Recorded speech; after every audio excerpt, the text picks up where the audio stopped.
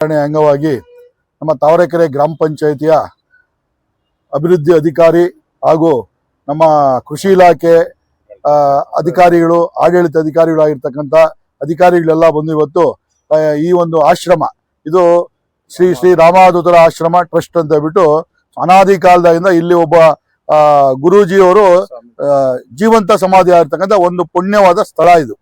ಇದಕ್ಕೆ ಭಾರಿ ಇತಿಹಾಸ, 300-400 ವರ್ಷಗಳ ಒಂದು ಇತಿಹಾಸ ಇರ್ತಕ್ಕಂಥ ಜಾಗದಲ್ಲಿ ಇವತ್ತು ಪಂಚಾಯಿತಿಯವರು ಭಾರಿ ಒಳ್ಳೆ ಕೆಲಸ ಮಾಡಿ ಪರಿಸರ ದಿನಾಚರಣೆಯನ್ನು ಇಂಥ ಒಂದು ಒಳ್ಳೆ ಒಂದು ಜಾಗದಲ್ಲಿ ಒಂದು ಗಿಡಗಳನ್ನು ನೆಡುವ ಮೂಲಕ ಪರಿಸರ ದಿನಾಚರಣೆ ಆಚರಣೆ ಮಾಡ್ತಾ ಇದ್ದಾರೆ. ಅವರಿಗೆ ನಮ್ಮ ಒಂದು ಟ್ರಸ್ಟ್ ವತಿಯಿಂದ ಹೃತ್ಪೂರ್ವಕದ ಅಭಿನಂದನೆಗಳನ್ನು ಪಂಚಾಯಿತಿ ಮತ್ತು ಪಂಚಾಯಿತಿಯ ಎಲ್ಲ ಒಂದು ಸಹೋದ್ಯೋಗಿಗಳಿಗೂ ಅಭಿನಂದನೆ ಸಲ್ಲಿಸ್ತೀವಿ.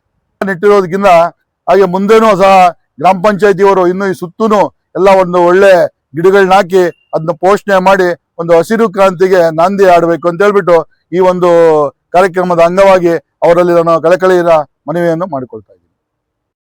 5ನೇ ತಾರೀಕು ವಿಶ್ವಾದ್ಯಂತ ಪರಿಸರ ದಿನಾಚರಣೆಯನ್ನ ಭಾರತದಷ್ಟೇ ಅಲ್ಲ ವಿಶ್ವಾದ್ಯಂತ ಪರಿಸರ ದಿನಾಚರಣೆ ಆಚರಿಸಲಾಗುತ್ತಿದೆ. ಸೊ ಇವತ್ತಿನ ದಿವಸ ಏನು ಅಂದರೆ ಪರಿಸರ ಮೇಲೆ ಏನೇನು ಪ್ರಭಾವ ಬೀರ್ತಾ ಇದೆ ಅದನ್ನು ತಡೆಗಟ್ಟೋದು ಹೇಗೆ ಅಂತ ಅನ್ನೋದು ಒಂದು ಸಲುವಾಗಿ ಗಿಡ ನೆಡೋದಿರ್ಬೋದು, ಸ್ವಚ್ಛತಾ ಕಾರ್ಯಕ್ರಮ ಇರ್ಬೋದು, ಆ ಪರಿಸರನ ಹಾಳು ಮಾಡ್ದೇ ಉಳಿಸ್ಕೊಂಡು ಹೋಗೋದು ಹೇಗೆ ಅನ್ನೋ ಬಗ್ಗೆ ವಿಶ್ವಾದ್ಯಂತ ಕಾರ್ಯಕ್ರಮಗಳನ್ನ ಹಮ್ಮಿಕೊಳ್ಳಲಾಗಿರ್ತದೆ. ಅದರ ಸಲುವಾಗಿ ತಾವರೆಕೆರೆ ಪಂಚಾಯಿತಿಯಿಂದ ಆಶ್ರಮದ ಇದರಲ್ಲಿ ಜಾಗದಲ್ಲಿ ಗಿಡನ ನೆಟ್ಟಿದ್ದೀರಿ.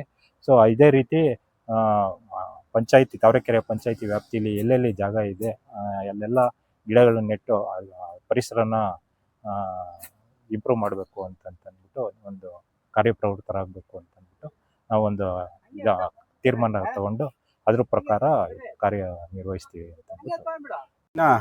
ನಮ್ಮ ಬೆಂಗಳೂರು ಗ್ರಾಮಾಂತರ ಜಿಲ್ಲೆ ಹೊಸಕೋಟೆ ತಾಲೂಕು ತಾವರೆಕೆರೆ ಗ್ರಾಮ ಪಂಚಾಯತಿನಲ್ಲಿ ವಿಶ್ವ ಪರಿಸರ ದಿನಾಚರಣೆಯನ್ನು ಆಚರಣೆ ಮಾಡ್ತಾ ಇದ್ವಿ.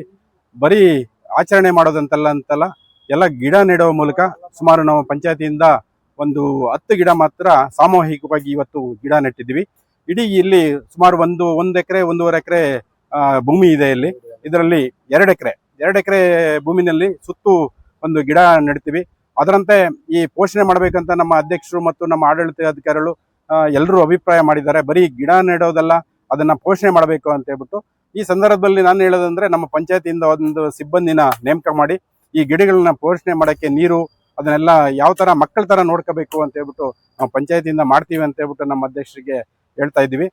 ಅದೇ ರೀತಿ ಬರೀ ನಾವು ಪಂಚಾಯತಿಯಿಂದ ಮುಖಾಂತರ ಅಲ್ಲ, ಎಲ್ಲ ರೈತರ ಮುಖಂಡರುಗಳು ಅವ್ರವ್ರ ಮನೆ ಹತ್ರ ಒಂದು ಗಿಡ ಬೆಳೆಸಿದ್ರೆ ಉತ್ತಮವಾದ ಒಂದು ವಾತಾವರಣ ಇರ್ತದೆ. ಗಿಡ ಚೆನ್ನಾಗಿದ್ರೆ ಅವು ಆರೋಗ್ಯವನ್ನು ಚೆನ್ನಾಗಿರ್ತದೆ. ಬರೀ ಗಿಡ ನೆಟ್ಟು ಆರೋಗ್ಯ ನೋಡ್ಕೊಳ್ಳೋದು ಅಲ್ಲದೆ ನಮ್ಮ ಪಂಚಾಯತಿಯಿಂದ ಪ್ರತಿದಿನ ನಾವು ಟ್ಯಾಕ್ಟ್ರಿ ಒಂದು ಗಾಡಿ ಕಳಿಸ್ತೀವಿ. ಪರಿಸರವನ್ನು ಉಳಿಸಬೇಕು. ಅವ್ರ ಮನೆಯಲ್ಲಿ ಬರೋಂಥ ಕಸ ಕಡ್ಡಿಗಳನ್ನ ಸಪ್ರೇಟ್ ಮಾಡಿ ಸೆಗ್ರಿಗೇಷನ್ ಮಾಡಿ ನಮ್ಮ ಬರುವಂಥ ಪಂಚಾಯತಿಯಿಂದ ಬರೋಂಥ ಗಾಡಿಗಳಿಗೆ ಕೊಡಬೇಕು ಅಂತ ಹೇಳ್ಬಿಟ್ಟು ಹೇಳ್ತೀವಿ. ಅದೇ ರೀತಿ ಸ್ವಚ್ಛತೆಯನ್ನು ಕಾಪಾಡ್ಕೋಬೇಕು ಅಂತ ಸಾರ್ವಜನಿಕರಲ್ಲಿ ಒಂದು